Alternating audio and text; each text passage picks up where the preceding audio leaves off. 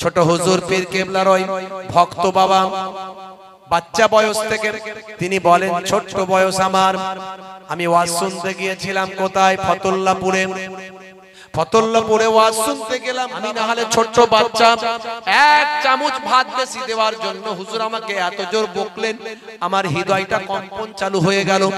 ভাই আমার তরুণ যুবকেরা, এই চেহারা আমি রাখবো না, বাড়িতে এসে আমি বিষ খোঁজার জন্য বিষ খুঁজতে লাগলাম। তরুণ যুবকেরা আমার, তো আমি ফরিদকাটিতে গিয়ে ওই মাদ্রাসায় বসে আছি, নামাজ টামাজ পড়ে নিয়ে বসে আছি।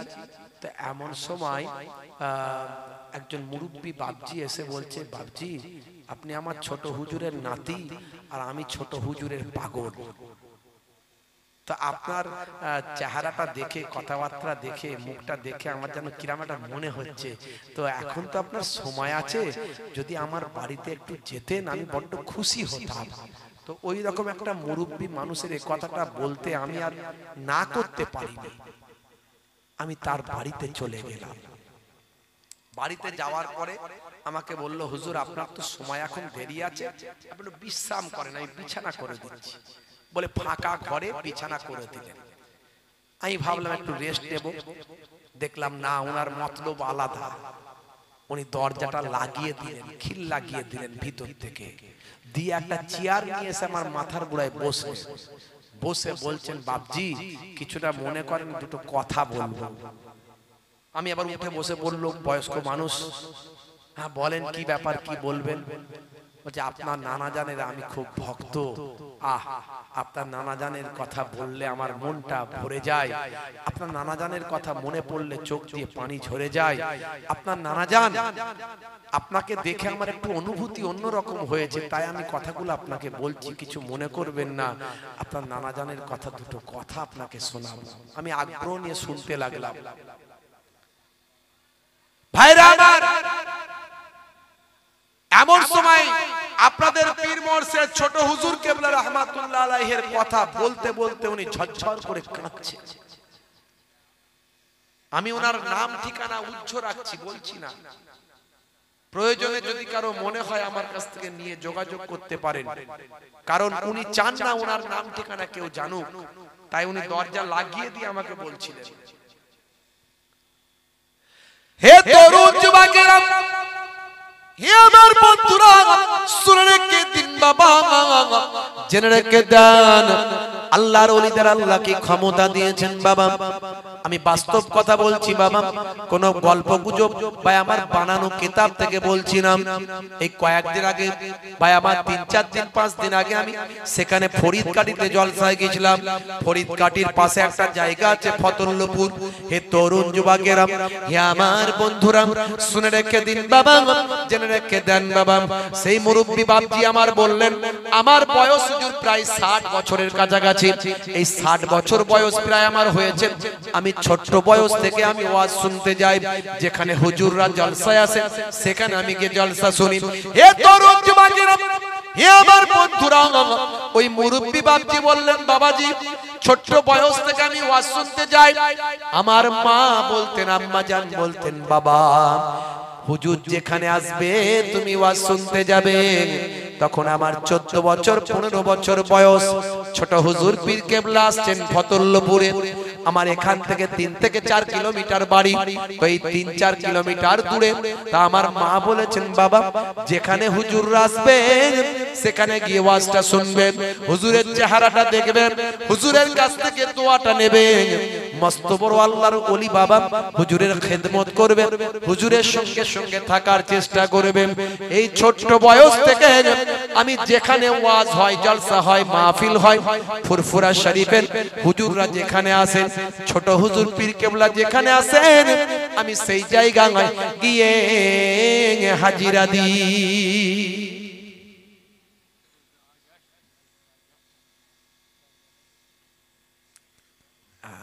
একটু আবার নড়াচড়া, সামনে জায়গা আছে, যদি কারো বসে যাবে।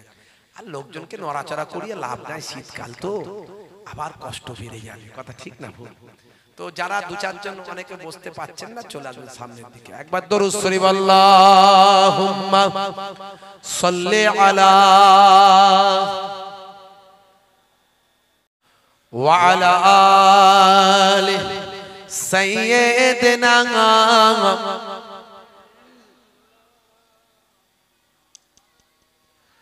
হে তরুণ যুবকেরা যেমন পীর তেমন তার মুরিদ তেমন তার ভক্ত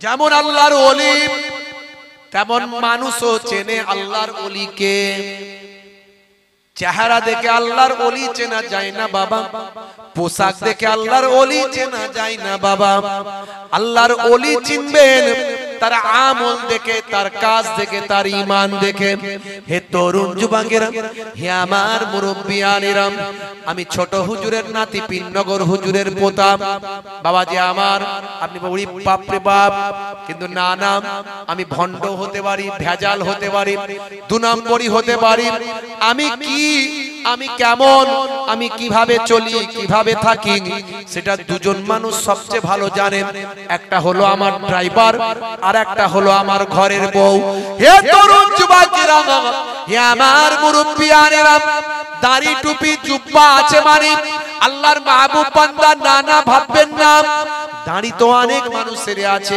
টুপি অনেক মানুষই পরে নামাজে অনেকে যায় কিন্তু মনে রাখবেন এই হৃদয়টা এই কালটা যার ভালো রাসূল বলছেন সারা শরীরটা ভালো আর তাকওয়া হা হোনা যার এই কালটা ঠিক আছে এখানে যার তাকওয়া আছে তাকওয়াটা এখানে থাকেন ভাই আমার তাকওয়াটা এখানে থাকেন এই তাকওয়া যার ভালো অর্থাৎ এই তাকওয়াটা যার ঠিক আছে এই হৃদয়টা যার ঠিক আছে রাসূল বলেন তার সারা শরীরটা ভালো আছে হে তরুণ যুবকেরা নামাজও পড়ে চিটিং বাজিও করে দাঁড়িয়ে রেপেছে ধাপ্পা বাজিও করছে ভাই আমার মিলাদুন নবীতে যায় আবার রাতের বেলা লাল পানিও মোসে চালায় আছে না নাই জোরে বলেন মুসলমানের ছেলে জুম্মার দিনে ফাঁস কাতারে দাঁড়ায় মসজিদ থেকে বের হয়ে পাঁচতলায় গিয়ে ফ্রি ফায়ার চালায় ঢিডি ঢিডি ঢিডি ঢিডি গুলি আছে না নাই আপনাদের ছেলেরা ভালো এখানকার ছেলেরা মনে হয় ফ্রি ফায়ার পাবজি এসব চালায় না চালায় নাকি ওরে বাপ বলে হুজুর আর বলবেন না জ্বালা যন্ত্রণায় অস্থির হয়ে গেলাম ছোট ছোট ছেলেগুলো মোবাইল নিয়ে ব্যস্ত বিভিন্ন গেম মোবাইলে ডাউনলোড করা গান ফোন করলে রিংটোনে গান শোনাচ্ছে ছি ছি ছি ছি ছি ফোন করলে রিংটোনে গান শুনতে হচ্ছে আমাদেরকে নবীর নাত লাগিয়ে রাখলেও তো শুনতে ভালো লাগে মুসলমানের ছেলে আযান দিচ্ছে মসজিদে হাইয়া আলাস সালাহ এক বন্ধু আর এক বন্ধুকে বলছে চল ফ্রি ফায়ার খেলতে পালা মনে রাখবেন আমি এর আগেও free fire PUBG online game খেলা বলেছিলাম হারাম আজও বলে যাচ্ছি হারাম free fire PUBG online game খেলা এর আগে আমি বলেছিলাম আমার বক্তব্য ভাইরাল হয়েছিল ইন্টারনেটে ভাইরাল হয়েছিল আমি অ্যাডাম আর ইভ নিয়ে বক্তব্য রেখেছিলাম 1 থেকে 1.5 মাসের মধ্যে সারা ভারতবর্ষ সারা পাকিস্তান সারা বাংলাদেশ আফগানিস্তান ছাড়িয়ে ভাই আমার একটা বিরাট জায়গায় পৌঁছে গিয়েছিল অ্যাডাম আর ইভ 1 থেকে 1.5 মাসের মধ্যে অ্যাডাম আর ইভের ক্যারেক্টার বন্ধ হয়েছিল আপনারা জানেন যারা প্রথম ফ্রি ফায়ার খেলতো তারা জানেন যে অ্যাডাম আর ইভের ক্যারেক্টার ছিল অ্যাডামের তলায় লেখা ছিল অ্যাডাম মানে আমাদের আদম নবী আর ইভ মানে মা হাওয়া আলাইহিস সালাম আমি বলেছিলাম নবীদের চরিত্রকে নিয়ে সে খেলা হয়েছে মুসলমানের জন্য হারাম বলার পরে এত বেশি মানুষের কাছে পৌঁছেছিল হাজার হাজার মানুষ ফ্রি ফায়ার ডিলিট করছিল এই করার পরে 1 থেকে 1.5 মাসের মধ্যে কোম্পানি পর্যন্ত ভাই আমার দুটো ক্যারেক্টার চেঞ্জ করতে বাধ্য হয়েছে আমার বক্তব্যকে কাটিং করে করে বাংলাদেশ পাকিস্তান বিভিন্ন জায়গাতে সেদিনও বলেছিলাম হারাম আজও বলে যাচ্ছি হারাম যে সমস্ত ছেলেরা free fire PUBG online game খেলে ঘন্টার পর ঘন্টা সময় নষ্ট করে, এরা আজও হারাম খেলছে, হারাম কাজ করছে। আর যারা এই অনলাইন গেমগুলো খেলছে তাদের আমি আরেক ধাপ এগিয়ে গিয়ে বলছি, এরা সব শয়তানের ভাই। এখন আপনার ঘরের ছেলেরা যদি খেলে, আপনি কি চাইবেন শয়তানের ভাই হোক? এটা আমি বলছি না, ভাববেন না। ছোট হুজুরের নাতি পীরনগর হুজুরের পোতা মোহেবুল্লাহ হুসাইনি আমাদের ঘরের ছেলেদের শয়তানের ভাই বলছে না, না, না, আমি বলছি না, এটা স্বয়ং আল্লাহ বলছেন। স্বয়ং আল্লাহ বলছেন, কোরআন মাজিদ খুলুন। হে যুবকেরা, ছেলেরা, হে বাচ্চারা, শুনে রেখে দাও, তুমি কি শয়তানের ভাই হতে চাও? আমার আল্লাহ বলছেন, ইন্নাল মুবাজ্জিরিনা কানু ইখওয়ানিশ শায়াতিন। অপচয় খরচাকারী, যারা অপচয় সময় খরচা করে, অপচয় ভাই আমার ব্রেন খরচা করে, ইন্টারনেট খরচা করে, অপচয় মোবাইল খরচা করে, মোবাইলের চার্জ খরচা করে, অপচয় পয়সা খরচা করে, ঘন্টার পর ঘন্টা অপচয় করছে, free fire PUBG online game খেলে। আমার আল্লাহ বলছেন, অপচয় এই সমস্ত কাজ যারা করলো, অপচয় খরচাকারী শয়তানের ভাই। আজ থেকে প্রতিজ্ঞা করুন, যুবকেরা, ছেলেরা। কারা কথা বলছো ওখানে?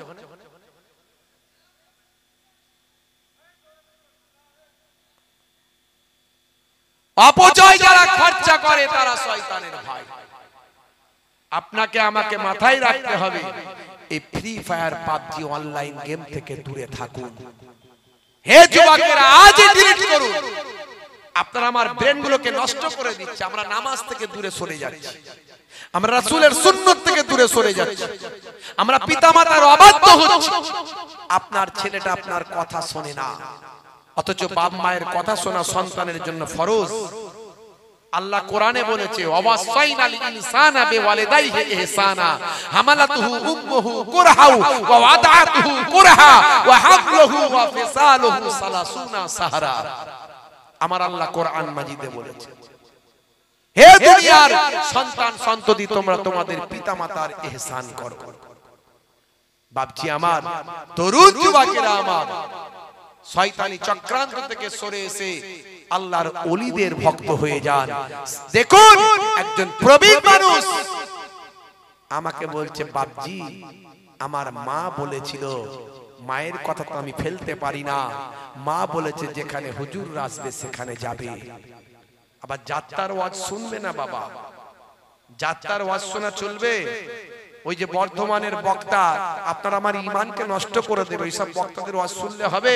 এই মুর্শিদাবাদের বক্তা ওলিদের বিরুদ্ধে কথা বলছে, আউলিয়ায়ে কেরামরা যে মেহনত করেছেন তার বিরুদ্ধে কথা বলছে, এদের ওয়াজ শোনা চলবে না। এরা আলাদা বাতিল ফিরকা। আখেরি জামানায় 73টা দল হবে, এটা আমার রাসূলের হাদিস। কুল্লুহুম ফিন্নার ইল্লা ওয়াহিদুন ফিল জান্নাহ। একটা দল ডাইরেক্ট জান্নাতি হবে, বাকি সব দল জাহান্নাম খাটবে। জাহান্নাম খেটে যেতে পারে, কিন্তু একটা দল জাহান্নাম খাটবে না, বরং ডাইরেক্ট জান্নাতি হয়ে যাবে। জোরে হবে না? বন্ধুরা আমার, তরুণ যুবকেরা আমার, তা আল্লাহর ওলিদের দলে থাকবেন। একটা দল ডাইরেক্ট জান্নাতি, সে দলটা কোন দল? যে দলে রাসূল আছেন, সাহাবায়ে কেরাম আছেন, আর যে দলে তাবেঈনরা আছেন, আইম্মায়ে কেরামরা আছেন, আউলিয়ায়ে কেরামরা, ওলি আল্লাহরা যে দলে আছে। ভাইরা আমার, আমাকে বলছেন, বাপজি আমার মায়ের নির্দেশ, আমি হুজুরের ওয়াজ শুনতে চাই। ছোট্ট বয়স, 14-15 বছর বয়স।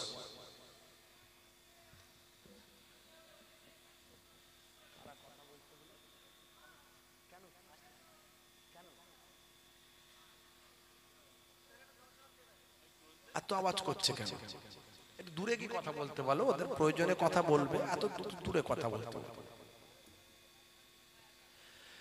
হে তরুণ যুবকেরা,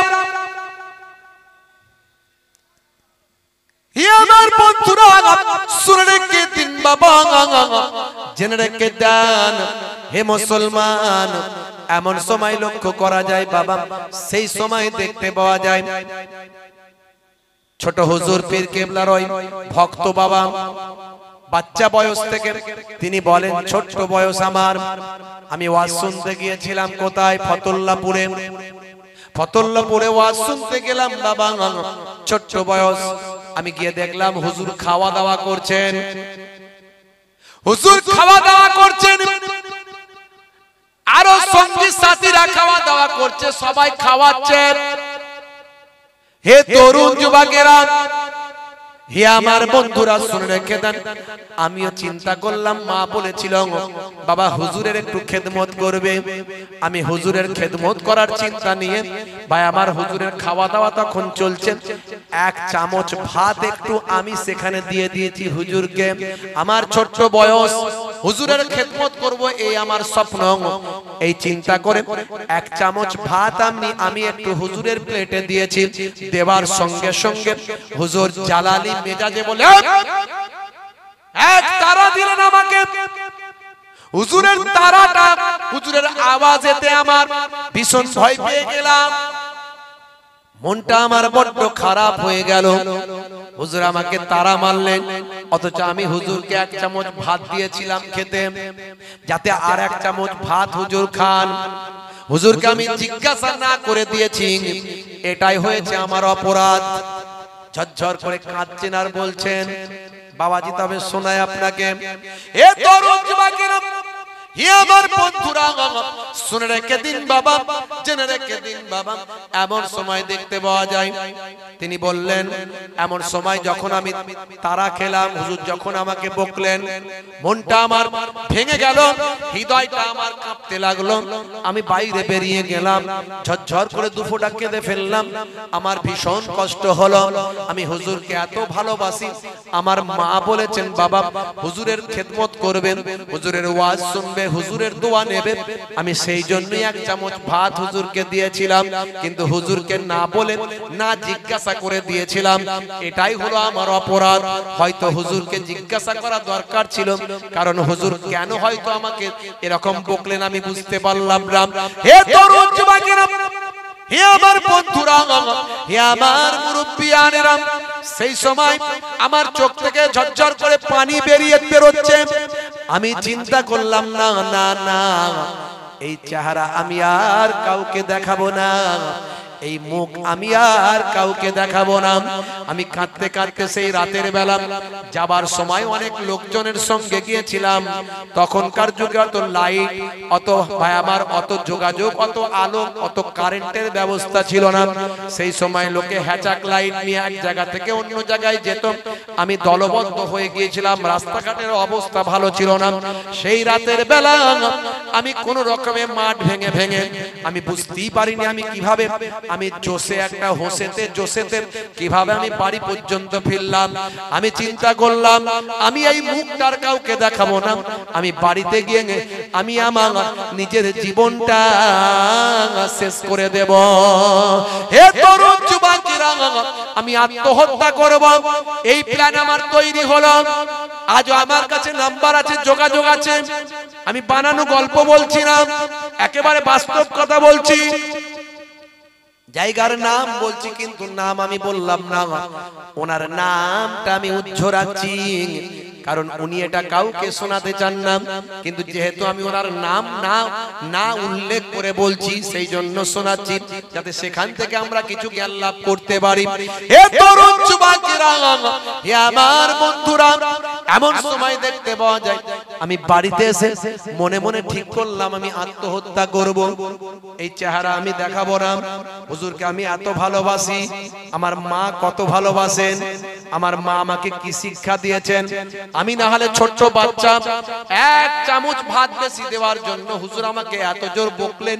আমার হৃদয়টা কম্পন চালু হয়ে গেল। ভাই আমার তরুণ যুবকেরা, এই চেহারা আমি রাখবো না। বাড়িতে এসে আমি বিষ খোঁজার জন্য বিষ খুঁজতে লাগলাম, আমি লিকুইড বিষ খুঁজতে লাগলাম। আমি বিষ পান করে আত্মহত্যা করব। এই বিষ পান করা, আত্মহত্যা করলে কি হবে? মহাপাপ, কথা ঠিক না ভুল? আত্মহত্যা করি কোনোদিন জান্নাতে যেতে পারবে? আত্মহত্যাকারী কোনোদিন জান্নাতে যেতে পারবে? যেটা পারবে, কোরআন হাদিস থেকে পাওয়া যায় আত্মহত্যাকারী মহাপাপী, দুনিয়াতেও শাস্তি আখিরাতেও শাস্তি। কিন্তু আমার তো ছোট বয়স, 12-14 বছর বয়স, আমার তো সব জ্ঞান নাই। হুজুর আমাকে বকেছে, এই মুখ আমি কাউকে দেখাবো না, তাই বাড়িতে এসে আমি বিষ খোঁজার চেষ্টা করছি, কোথায় বিষ আছে আমি খেয়ে আত্মহত্যা করব। বুঝতে পারলেন কথা? হে তরুণ যুবকেরা, হে আমার বন্ধুরা, শুনে রেখে দিন বাবা, জেনে রেখে দেন, এমন সময় যখন আমি বাড়িতে কোন রকমে এসে বিষ খুঁজতে যখন ব্যস্ত হলাম, কিছু সময়ের মধ্যে দেখলাম 4-5 জন মানুষ সেই মাহফিল থেকে কমিটির লোকজন সহ এসে হাজির। এসে আমাকে বলছে, এই ছেলে, তোমাকে হুজুর ডেকেছেন, তুমি কেন চলে এসেছো? হুজুর তোমাকে ডেকেছেন। আমি অবাক হয়ে গেলাম, হুজুর আমাকে ডাকতে পাঠিয়েছেন। হুজুর সেখান থেকে 4-5 জন মানুষকে আমার কাছে পাঠিয়েছেন। এমন সময় আমি বললাম যাব না, আমি বললাম যাব না। তারা বলে ছাড়বো না, যদি না যাও হুজুরের অর্ডার, তোমাকে চাগিয়ে নিয়ে যাওয়ার কথা বলা হয়েছে। মনে রাখবে, যদি তুমি না যাও তোমাকে চাগিয়ে নিয়ে যাওয়া হবে। আমি কিন্তু বিষ খোঁজায় ব্যস্ত ছিলাম, তাদের বলতে পারছি না যে আমি কি করতে চাইছি। হে তরুণ যুবকেরা, আমি বারবার বলেছি আমি যাব না, তারা কিন্তু আমাকে ছাড়ে না। অবশেষে তাদের মধ্যে কয়েকজন শক্তিশালী যুবক ছেলে ছিল, তারা আমাকে চাগিয়ে নিয়ে কোলে করে নিয়ে চলতে লাগলো। আমি লাত মারলাম, ঘুষি মারলাম, কত চেষ্টা করলাম, তারপরেও তারা আমাকে ছাড়লো না। হুজুরের সামনে নিয়ে গিয়ে তারা বসিয়ে দিল। হুজুরের সামনে বসানোর পরে হুজুর তাকে আমাকে হুজুর তার কোলের কাছে, একেবারে জানুর কাছে, কোলের কাছে টেনে নিল, যেন মনে হলো একদম আমাকে হুজুরের কোলে বসিয়ে নিয়ে বাংলার উপক্রম। একেবারে টেনে নিয়ে বলে, এই ছেলে, তুমি কি আমার প্রতি রাগ করেছো? তুমি কি আমার উপরে রাগ করেছো? এটুকু বলে শেষ করে দিই। আপনাদের কষ্ট হচ্ছে মনে হয়, হ্যাঁ বুঝতে পারছি। বন্ধুরা আমার, এই ছেলে, তুমি কি আমার প্রতি রাগ করেছো বাবা? হ্যাঁ, তুমি যে আমাকে না জিজ্ঞাসা করে 1 চামচ ভাত দিয়ে দিলে, আমি কি যেমন তেমন খানেওয়ালা লোক, আমার খেলে কি হবে বলো তো? হ্যাঁ, তুমি যখন তখন তুমি যদি আমাকে খাবারটা দিয়ে দিলে, এই যে অতিরিক্ত 1 চামচ ভাত দিয়ে দিলে, আমার কি খাবার ক্ষমতা আছে? এই কাউকে দিলে জিজ্ঞাসা করে দিতে হয়। নষ্ট করলে আল্লাহ নারাজ হয় জানো না? অপচয় খরচা করলে আল্লাহ নারাজ হয়, নষ্ট করলে আল্লাহ নারাজ হয় জানো না? আর তুমি যে আমাকে খাবারটা দিলে, আমি তো খেতে পারবো না, নষ্ট হবে, তাই আমি তোমাকে বকলাম, আর নষ্ট হলে আল্লাহ নারাজ হবে। কিন্তু তুমি বলো তো, তুমি কি করতে গিয়েছিলে? মাথাটা আমি নিচু করে আছি। এই ছেলে, কি করতে তুমি গিয়েছিলে? হুজুরের সামনে তো মিথ্যা কথা বলতে পারবো না। আমি বললাম, হুজুর বেয়াদবি নেবেন না, আপনাকে খুব ভালোবাসি। আমার মা বলেছে যেখানে আপনি আসবেন শুনতে যেতে, আপনার খেদমত করতে, তা আমি আপনার কাছ থেকে দোয়া নেওয়ার জন্য ভাতটা দিয়ে ফেলেছিলাম। আমার তো অত জ্ঞান নাই যে নষ্ট হলে আল্লাহ নারাজ হবে, আর সেই জন্য আপনি আমাকে বকবেন। আর আপনি বকেছেন বলে আমার মনে খুব আঘাত লেগেছে, তাই আমি আত্মহত্যা করতে গিয়েছিলাম। বাবা, আমি বুঝতে পেরেছি, তুমি যদি আজকে আত্মহত্যা করতে, কিয়ামতের দিনে আমি আল্লাহর দরবারে কিভাবে দাঁড়াতাম চিন্তা করো। কিয়ামতের দিনে আমি আল্লাহর দরবারে দাঁড়াতে পারতাম তুমি যদি আত্মহত্যা করতে। আমি বুঝতে পেরেছি বাবা, তাই আমি তাড়াতাড়ি তোমাকে আনতে পাঠিয়েছি। এই ছেলে, এরকম কাজ কোনোদিন করবে না, এই কাজ কখনো মনে নিয়ে আসবে না, আত্মহত্যার কথা কখনো ভাববে না, আল্লাহ নারাজ হয়ে যাবে, জাহান্নাম পাবে। এই মানুষটা ঝরঝর করে কাঁদছে আর বলছে, আমার হুজুর বুঝতে পেরে গেছেন যে আমি একটা দুর্ঘটনা ঘটাবো, তাই হুজুর সঙ্গে সঙ্গে আমার কাছে লোক পাঠিয়েছেন এবং আমাকে বারবার বললেন, বাবা তুমি যদি আত্মহত্যা করি ফেলতে, তাহলে আমি আল্লাহর দরবারে কেমন করে দাঁড়াতাম। এই হলেন পীর। চিন্তা করুন, আল্লাহ কি তাকওয়া দিয়েছিলেন, কি আমল দিয়েছিলেন, কি আল্লাহ কারামত দিয়েছিলেন। বন্ধুরা আমার, তরুণ যুবকেরা, আর একটা কথা বললেন, বলতে বলতে তখনও কাঁদছেন আর বলছেন, আমার মা বলেছিল আর একবার, বাবা ছোট হুজুর আসছে, তুমি যাচ্ছ তো, যাবার সময় একটু পানি পড়া নিয়ে আসবে, একটু পানি পড়া নিয়ে আসবে। তো লোকজনের সঙ্গে যাবার আনন্দে আমি কোনো পাত্র শিশি নিয়ে যেতে ভুলে গেছি, পানি পড়া আনার জন্য কোনো পাত্র নিয়ে যেতে ভুলে গেছি। সেখানে পৌঁছে গিয়ে আমার মনে পড়ছে, যা মা বলেছিল একটু পানি পড়া নিয়ে যেতে, আমি তো কিছু আনলাম না, নিয়ে যাবোটা কি করে। হে তরুণ যুবকেরা, আমি ছোট্ট বয়স, কাউকে তো আর বলতে পারছি না একটা পানি পড়ার পাত্র দাও, কাউকে বলার আমার সাহস হচ্ছে না।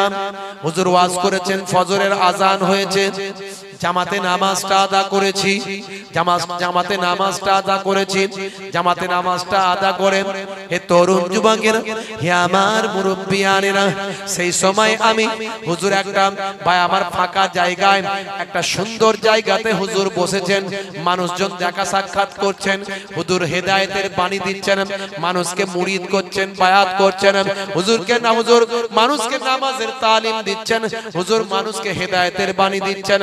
আমি সেইখানে গেছি, হে তরুণ যুবকেরা, আমি দেখলাম সর্বনাশ, আমার কাছে তো কোনো পাত্র নাই, আমি কিভাবে পানি পড়ার জন্য পাত্র জোগাড় করব।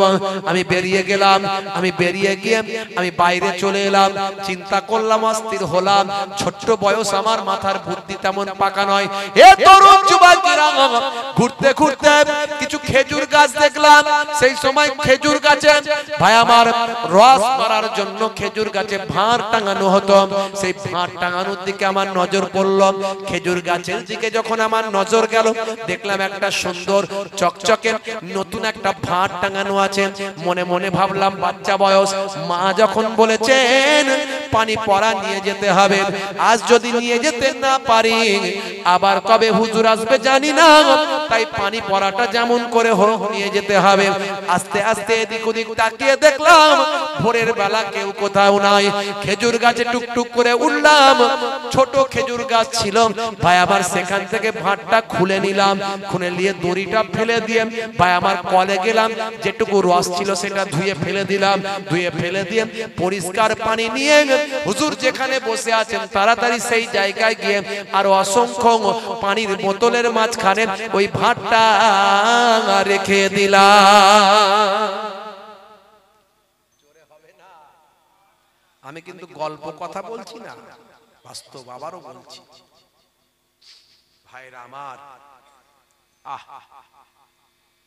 হে তরুণ যুবকেরা, এতগুলো পানির বোতল, তার মাঝখানে একটা ভাঁড়। হুজুর সে ভাঁড়টার দিকে লক্ষ্য করে বলছে, এটা কার বাবা? এই কার এটা? আমি ছোট্ট বয়স, বাচ্চা বয়স, দাঁড়িয়ে দাঁড়িয়ে বললাম, হুজুর ওটা আমার। হুজুর বললেন, বাবা ছেলে এটা কোথা থেকে এনেছো আগে বলো, এটা কোথা থেকে এনেছো আগে বলো। আমি বুঝতে পারলাম হুজুর সবই বুঝতে পারছেন, তাই আমাকে মার্ক করে ধরেছেন। হুজুরের সামনে মিথ্যা কথা বলার উপায় নাই, সত্য কথা আমি বললাম। হুজুর বেয়াদবি নেবেন না, গুস্তাখি মাফ করবেন। আমার আম্মা আপনার ভীষণ ভক্ত, আমাকে বলেন, বাবা ছেলে, ছোট হুজুর পীর কেবলা রাহমাতুল্লাহ আলাইহি, ছোট হুজুর যেখানে আসবে সেখানে তুমি ওয়াজ শুনতে যাবে। এ তরুণ যুবকেরা শুনে রেখে দেন। সেই সময় আমি বললাম, হুজুর বেয়াদবি নেবেন না, আজকে আমার আম্মা বলেছিলেন, বাবা ছেলে মনে রাখো বাবা, যখন হুজুরের কাছ থেকে আসবেন একটু পানি পড়া তুমি নিয়ে আসো। কিন্তু আমি আজকে ওয়াজ শুনতে এসেছি হুজুর, বেখেয়াল হয়ে গিয়েছিলাম, পানি পড়ার কোনো বোতল আমার ছিল না। এমন সময় আমি বিচলিত হয়ে গিয়েছিলাম, চিন্তিত হয়েছিলাম, মায়ের কথা আমি ফেলতে পারিনি। আবার আপনি কবে আসবেন জানি না, কবে আবার পানি পড়া পাবো এই চিন্তা করে, মায়ের কথা ভেবে এমন সময় কাউকে তো বলতে পারি না, আমি বাচ্চা বয়স, ছোট বয়স, কেউ আমার কথা হয়তো গুরুত্ব দেবে কি দেবে না, এই চিন্তা করে বাইরে বেরিয়ে খেজুর গাছের গোড়ায় গেলাম।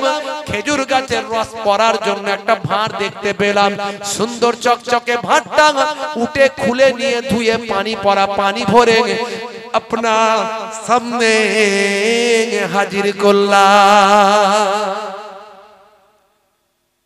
হুজুর বললেন, বাবা ছেলে, এই যে আমি পানিটা পড়ে দেব, এই যে তুমি ভাঁটটা গাছ থেকে খুলে নিয়ে চলে এসেছো, আর এই যে পানিটা আমি পড়ে দেব, এই পানিটা তোমার কোনো কাজে লাগবে না। এই পানিটা, কথাগুলো মার্ক করবেন, বুঝবেন। পীর কাকে বলে, ওলি কাকে বলে, এমনি ওলি নয়। খালি তো আমরা শুনেছি হুজুর বোতলে ফুঁক দিল, বোতল ফেটে গেল। আর হুজুরের এটা শুনিনি যে হুজুর সেখান থেকে কারো গাছ থেকে খুলে নিয়ে চলে এসেছে বলে সেটার জন্য কি বললো, তাকওয়াটা কোথায়, পরহেজগারিটা কোথায়, ঈমানটা কোন জায়গায়, হুজুর চোখে আগুন দিয়ে দেখিয়ে দিল, এটা আমরা বলি না।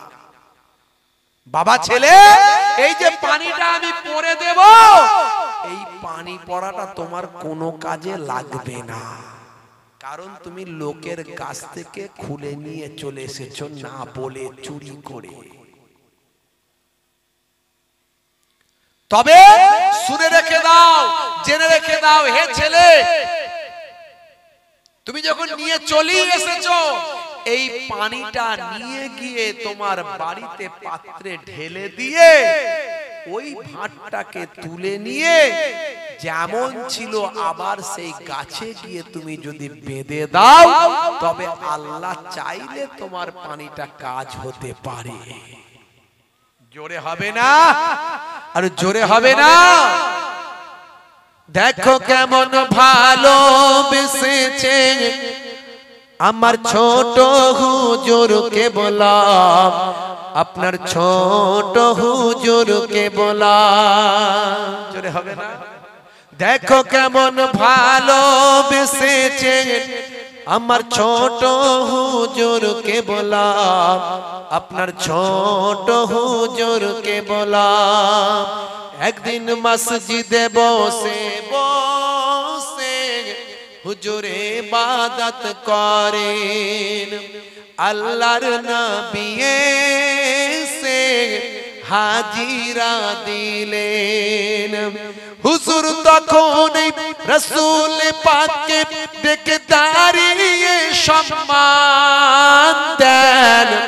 দেখো কেমন ভালোবেসেছেন আমার ছোট হুজুরকে বললাম, আপনার ছোট হুজুরকে বললাম। জোরে হবে না, আর জোরে হবে না। একটি ছিল মাছ হুজুরের পুকুরে, যখনই উঠতো জালে হুজুর ছাড়িয়া দিতেন। একটি ছিল মাছ হুজুরের পুকুরে, যখনই উঠতো জালে হুজুর ছাড়িয়া দিতেন। হুজুর ওই ইন্তেকালেতে শোকে মাছ মারা যায় গো।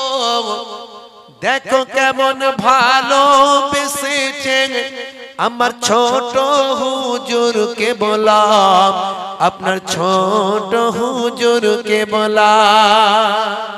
জোরে হবে না, জোরে হবে না। একদিন মুথা ডাঙ্গার ওই বাজারে হুজুর চাল কিনিলে।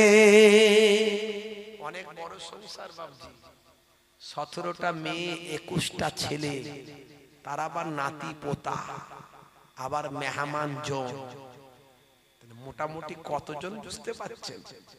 তো মাঝে মাঝে যখন বাঁকুড়া মেদিনীপুরের দিকে যেতেন, আমাদের ওইদিকে আমার হরিণখোলা দরবার শরীফের পাশাপাশি কিছুটা গেলে একটা জায়গা আছে মুথা ডাঙ্গা, ওই বাজারে হুজুর চাল কিনতেন।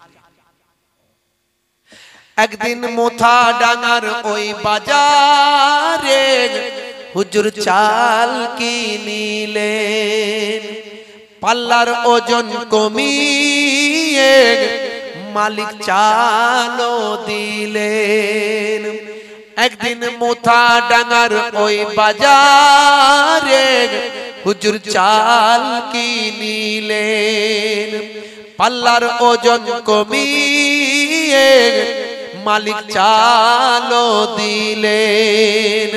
হুজুরের ওই নারাজিতে দেখো টাকা কাগজ হয় গো, দেখো কেমন ভালো বেসেছেন আমার ছোট হুজুরকে বলা, আপনার ছোট হুজুরকে বলা। আল্লাহুম্মা সাল্লি আলা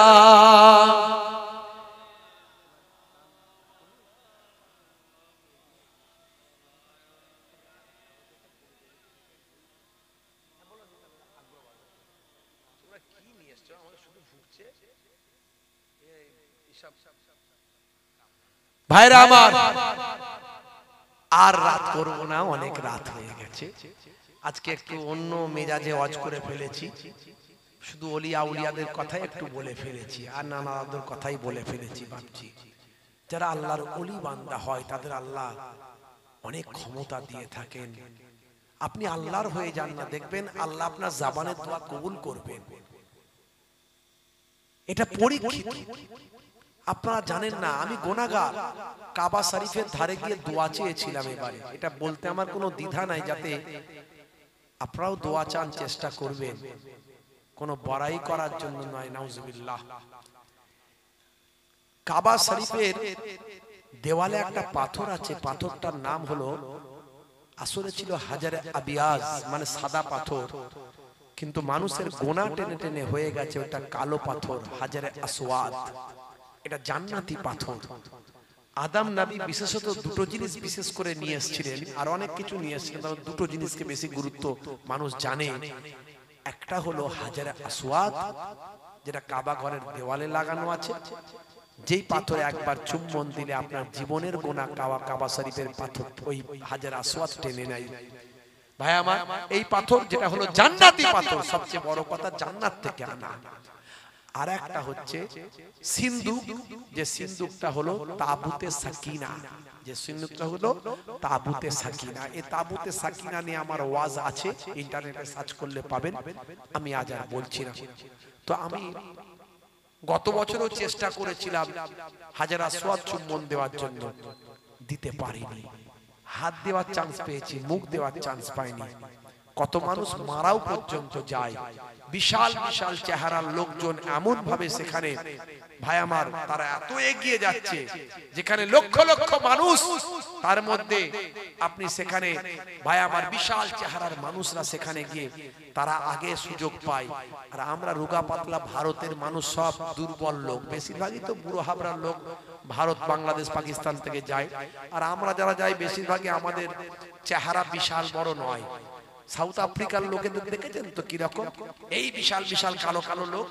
হ্যাঁ, সাউথ আফ্রিকা, ইন্দোনেশিয়া, আপনার কি বলে ইজিপ্ট, মিশর, ওদিককারের লোকের বিরাট চেহারা। তো কাবা শরীফের কাছে দোয়া চাইলে দোয়া কবুল হয়। দোয়া যে কবুল হয় সেটা আমি একদম কারেন্টের মতো পেলাম। আমি একদিন শুধু গিয়ে দোয়া করলাম, সেদিনে কোনো চান্স নিইনি, জানি চান্স পাবো না যখন শুধু চেষ্টা করে কি করব, তো দোয়াটাই চাই। জানি কাবা শরীফের সামনে দোয়া চাইলে কবুল হবে, রাসূলের রওজায় দোয়া চাইলে কবুল হবে। তো দোয়া চাইলাম। পরের দিনে আবার উমরা করার জন্য আয়েশা মসজিদ থেকে নিয়ত করে ইহরাম পরে আবার গেলাম। গিয়ে বলি আজকে তওয়াফটা করে নিয়ে একদম পাক্কা একদম আর একবার চেষ্টা করব, দেখি দোয়া কবুল হয়েছে কিনা। আল্লাহর কি শান, এটা বলতে আমার কোনো আপত্তি নাই। আল্লাহ আপনাদেরকেও কবুল করেন।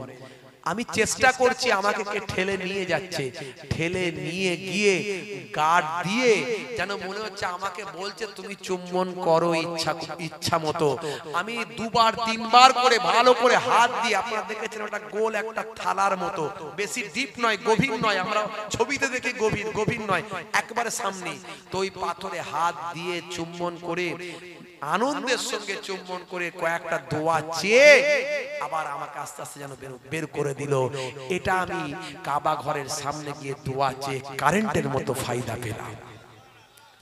তো দোয়া যে কবুল হবে, দোয়া যে কবুল হয়, আপনি যদি যখন নেক বান্দা হয়ে যাবেন তখন আপনার যে কোনো অবস্থায় যে কোনো জায়গা থেকে দোয়া কবুল হবে। তো আপনি নেক বান্দা হয়ে দেখুন, নামাজটা ছেড়ে দেবেন না।